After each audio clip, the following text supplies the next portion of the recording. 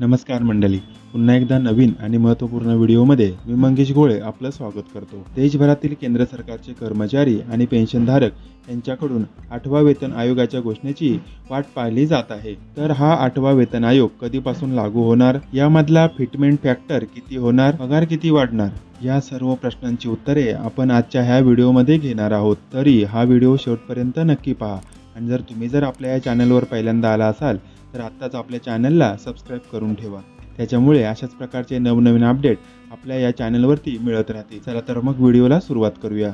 देशातील सरकारी कर्मचारी 8व्या वेतन आयोगाच्या अंमलबजावणीची वाट पाहत आहेत।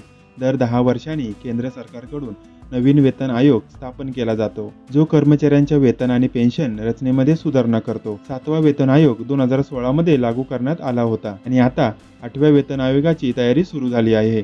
8व्या वेतन आयोगाची घोषणा जानेवारी महिन्यात करण्यात आली होती। त्यानंतर आता हा 8वा वेतन आयोग कधी लागू होणार याची कोट्यावधी कर्मचारी वाट पाहत आहेत। दरम्यान 8व्या वेतन आयोगाची समिती आणि टर्म्स ऑफ रेफरन्स अजून बाकी आहे। माध्यमांमध्ये असलेल्या रिपोर्टनुसार 8व्या वेतन आयोगाच्या शिफारशी 2025च्या शेवटपर्यंत जाहीर केली जाऊ शकतात आणि जानेवारी 2026 मध्ये हा 8वा वेतन आयोग लागू होण्याची शक्यता आहे। दरम्यान अंतिम निर्णय हा रिपोर्ट आल्यानंतर आणि सरकारने मंजुरी दिल्यानंतरच होणार आहे।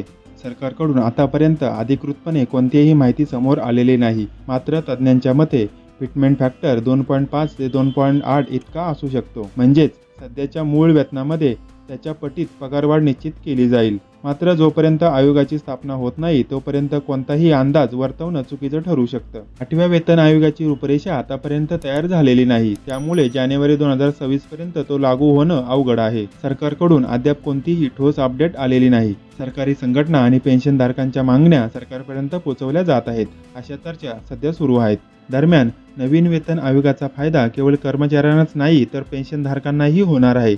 त्यामुळे निवृत्त कर्मचाऱ्यांच्या पेन्शनमध्येही वाढ होईल। सरकार नवीन पगारानुसार पेन्शनची पुनर्गणना करेल, याचा अर्थ असा की आता पेन्शन पूर्वीपेक्षा जास्त असेल। सरकारचा हा निर्णय अशा पेन्शनधारकांसाठी फायदेशीर आहे ज्यांना अनेक वर्षापासून समान रक्कम पेन्शन मिळत होती। आता एकच प्रश्न येतो, तो म्हणजे पगार किती वाढणार। तर सध्या बेसिक सॅलरी 18,000 रुपये आहे। जर फिटमेंट फॅक्टर 2.0 झाला तर रिवाइड सॅलरी 36,000 रुपयांपर्यंत होऊ शकते। याशिवाय महागाई भत्ता, HRA असे भत्ते देखील मिळू शकतात। त्यामुळे कर्मचाऱ्यांच्या पगारात चांगलीच वाढ होणार आहे। दरम्यान हा वेतन आयोग लागू होण्यास अजून उशीर होण्याची शक्यता आहे, त्यामुळे कर्मचाऱ्यांना वाट पाहावी लागणार आहे। तरी महत्त्वाची अपडेट तुम्हाला कशी वाटली हे आम्हाला कमेंटमध्ये नक्की सांगा। त्याचबरोबर अशाच प्रकारच्या नवीन अपडेट मिळवण्यासाठी आत्ताच आमच्या चॅनलला सबस्क्राईब करून ठेवा। भेटूया नवीन अपडेटमध्ये नवीन एका व्हिडिओमध्ये, तोपर्यंत धन्यवाद।